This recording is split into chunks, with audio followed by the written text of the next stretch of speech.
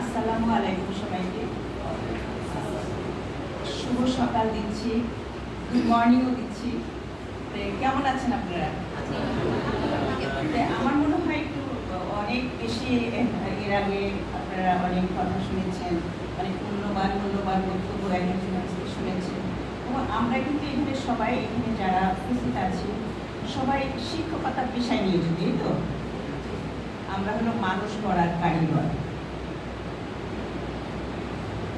সেই প্রথমে আমি আসলে সেরকম ভূমিকা এরকম কিছু রাখছি না। আমি এখানে আপনাদের সঙ্গে একটু জাস্ট আলাপচারিতার মাধ্যমে আমরা কীভাবে একটু আমরা নিজেকে ডেভেলপ করতে পারি।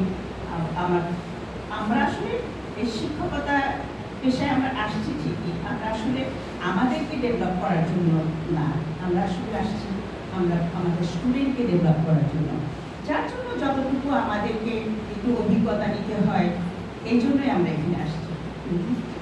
এই ইন্টারগ্রেশন অ্যাসোসিয়েশনের এই শাখার আঞ্চলিক শাখার শিক্ষক প্রশিক্ষণ কর্মশালা 2025 যে অংশগ্রহণকারী সকল শিক্ষকবৃন্দকে জানায় আমার প্রাণ ঢালা শুভেচ্ছা ও অভিবাদন। বিশেষভাবে ধন্যবাদ জানাই আজকের যে আয়োজক হারুন রশিদ সাহেবকে, ইন্টারগ্রেশন অ্যাসোসিয়েশন শাখার সভাপতি। প্রথমে আমি অবশ্যই আমাদের প্রথমেই ধন্যবাদ জানাতে হবে মহান সৃষ্টিকর্তাকে যে আমরা এখানে সুস্থ আছি বলে আমি আপনাদের সামনে আসতে পেরেছি।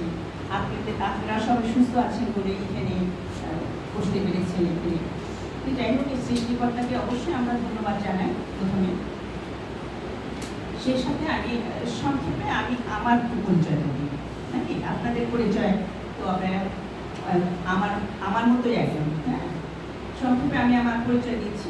আমি হামিদা আক্তার, এখানে সংগঠক। আমি একটা স্কুল পরিচালক, আবার ট্রেনার। সেই সাথে আমার আরেকটা পরিচয় আছে, আমি মোটিভেশন কন্টেন্ট ক্রিয়েটার করি।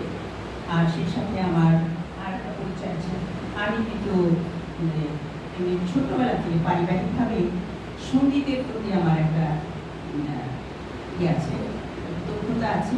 আমার আব্বা উনি রাইটার ছিলেন, উনিও স্কুল পরিচালক, অনেক স্কুল কলেজ পড়ে গেছেন। মোহাম্মদ ফজলুদ্দিন আমার আব্বার নাম।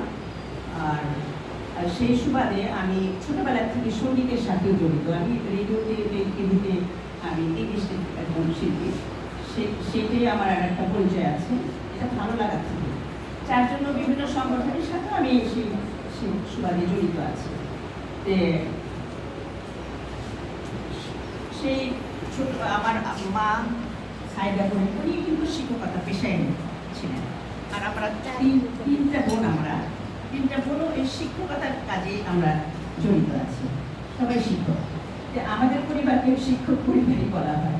হ্যাঁ, আমরা কিন্তু সব এক জাতের ধরতে গেলে শিক্ষকরা তো এক জাত ভাই, আমরা সব জাতি। এবং আমরা সবাই একটা আত্মার সম্পর্ক আপনাদের সাথে আমাদের পরিবারেরই হয়ে গেছে। সেই যাই হোক, আমি সমাজের এই শিক্ষকরা কি সমাজে কিন্তু আমরা আল্লাহর কাছে এই জন্য শুকরিয়া করি যে এই পৃথিবীর নানান মানুষ নানান পেশায় নিয়োজিত আছে। এখানে শিক্ষকতা পেশা হল আমি মনে করি যে সর্বোচ্চ একটা পেশা, একটা মহান পেশা। এইখানে থেকে আমরা মানুষকে যেভাবে সেবা দিতে পারি, অন্য কোনো পেশাতে সব পেশাতে কিন্তু এরকমভাবে সেবা দিতে পারি না, শিক্ষকতা পেশাতেই আমরা পারি। কারণ শিক্ষককে মানুষ সম্মান করে। একটা এই যে এইখানে আমরা সমাজের সবচেয়ে আলোকিত মানুষ বলতে যেটা বোঝায়, শিক্ষকদেরকে বোঝায়। যাই হোক, আমি বিশ্বাস করি এই যে আপনাদের সে যোগ্যতা আছে বলে, আপনাদের প্রত্যেকে সেই যোগ্যতা আছে বলে আজ আপনারা এই আসনে বসে আছেন, এই শিক্ষক হয়েছেন। সেই যোগ্যতা ছাড়া তো আপনি শিক্ষক হতে পারেন। সেই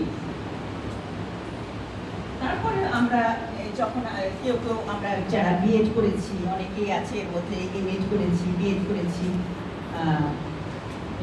বা টিচার ট্রেনিংয়ের নানান রকম ট্রেনিং করে তো আমরা শিক্ষক হয়েছি, বা কারো ট্রেনিং নাইও তারপরেও শিক্ষক। যেটা আমরা বিএড যখন করেছি, আমি যখন বয়সী সিস্টেমের কলেজ থেকে আমি এডুকেশন করলাম, বিএড করলাম, বিএড করলাম, তখন আমরা কি শিখেছি? তখন আমরা কিন্তু বলিনি যে আমরা তো এইসব কিছু জানি। যখন টিচার কোনো একটা বিষয় নিয়ে আমাদেরকে ধারণা দিয়েছেন, আমাদেরকে শিখিয়েছেন, আমরা কি শিখেছি? আমরা তখন ওইখান থেকে আমরা রপ্ত করেছি যে দোলনা থেকে কবরে যাওয়া পর্যন্ত মানুষের শিক্ষাটা, এটা আমরা শিখেছি না? আপনি তো না সবাই মনে বিষয়টা জানেন, শিক্ষার কোনো বয়স নাই, শিক্ষার কোনো সময় নেই, যে আপনি একদম কবরে যাওয়া পর্যন্ত আপনাকে শিখতে হবে। আমরা এখানে যারা উপস্থিত হয়েছি, আমরা কিন্তু অনেকেই এসব জানি, সব কিছু জানি। জানা জিনিসটা হলো এখানে আমরা যে যত ইম্পর্টেন্ট সময়, এই যে আমরা যারা মহিলারা আছি ঘর সংসার সামলিয়ে, তারপরে পুরুষ মানুষরাও যারা শিক্ষক আছেন, সবার এই আমরা এই যে এখানে আসছি সময়টা কিন্তু খুবই গুরুত্বপূর্ণ সময়টা আমরা এখানে দিচ্ছি, তাই না? অনেক কাজ পেলে, অনেক ঝামেলা, আবার সন্তানাদি আছে, এই সব কিছু ফেলে আমরা এখানে ইম্পর্টেন্ট সময়টা আমরা দিচ্ছি, যে আমরা প্রতিটা এই সময়টাকে আর কি একটু যাতে কিছু এই যে জানা জিনিসগুলো একটু চর্চা করতে পারি, একটু রপ্ত করতে পারি, হ্যাঁ, এই নিজেকে আরো সমৃদ্ধ করতে পারি জায়গায়। হ্যাঁ, আমরা নিজেকে প্রথমে ভালোবাসবো, সেই সাথে আমার প্রফেশনকে ভালোবাসবো, সেই সাথে আমার ছাত্রদেরকে ভালোবাসবো, ছাত্রছাত্রীকে ভালোবাসবো, সেই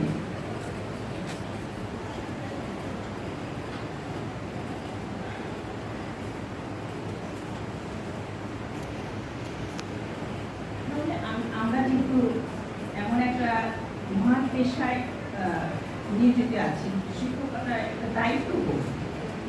এখানে বাড়ি গাড়ি ধরেন, এটা এই কথা চিন্তা করতে হবে, তার বাড়ি আছে ওই বিচারে শিক্ষকের বিচার হয়, তার বাড়ি থাকলো, তার গাড়ি থাকলো, বুঝে না। শিক্ষকতা হলো একটা দায়িত্ববোধ, তার মানে যেটা আত্মসম্মানবোধ, মর্যাদাবান, মেরুদণ্ড সম্পন্ন, মিষ্টভাষী হবে। এখন শিক্ষক সবসময় মিষ্টভাষী হবে, শিক্ষার্থীর ভালোবাসা অর্জন করা, এটা একটা বিশাল গুণ। একটা শিক্ষক ছাত্রদের যে ভালোবাসা, ছাত্রছাত্রীর ভালোবাসা অর্জন করা, সেটা একটা বিশাল গুণ একটা শিক্ষকের জন্য। তারপর নৈতিকতা, স্টুডেন্ট নিজেদের নৈতিকতা থাকলে অবশ্যই সেটা প্রভাবিত হবে ছাত্রছাত্রীদের মধ্যে। নৈতিকতা বোধ জাগ্রত করা, তারপরে সে তো মিষ্টভাষী হবে, তারপরে আদর্শবান হতে হবে। রাষ্ট্রের আমরা শুধু শিক্ষক, আমরা কিন্তু রাষ্ট্রেরও কাজ করছি। একটা আদর্শ শিক্ষক, যদি একটা সেরকম আদর্শ তৈরি করে দিতে পারি আমরা স্কুলে, তাহলে কিন্তু সমাজেরও কাজ হচ্ছে। এটা একটা সমাজের কাজ আমরা করি। এখানে সমাজের দায়িত্ব তো আমরা এড়াতে পারি না, থাকে সমাজের দায়িত্ব আমরা এড়ানো আমাদের সম্ভব নয়। এটা আমরা সামাজিক জীব, আমরা সমাজেই বসবাস করি। আমাদের সন্তানাদি স্কুলে যাচ্ছে, সমাজের আমার ভাই, আমার বোন, আত্মীয় স্বজন সবার সন্তানই আমাদের কাছে পড়াশোনা করছে, এই সমাজ তৈরি হচ্ছে একটা। যাই হোক, প্রথমেই হলো আমাদের আরেকটা কথা বিশেষভাবে মাথায় রাখতে হবে, যে যেসব স্টুডেন্টরা, যেসব বাচ্চারা পিছিয়ে পড়া স্টুডেন্ট আছে, তারা সুবিধা বঞ্চিত, তাদের দিকে আমাদের মানবিক দিক দিয়ে চিন্তা করতে হবে, তাদের দিকে আমাদের দৃষ্টি দিতে হবে বেশি।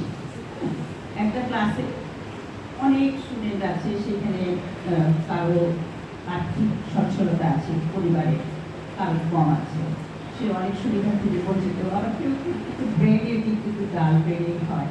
যে আমরা যখন পড়াশোনা করাই বাচ্চাদেরকে, তখন যদি আমরা ওই যে সুবিধা বঞ্চিত তার দিকে একটু বিশেষ নজর দিই, যে ধরেন একটু ব্রেনের দিক দিয়ে একটু ডাল ব্রেন, তো সেদিক দিয়ে যদি আমরা তাকে যদি আমাদের বিভিন্ন অভিজ্ঞতা দিয়ে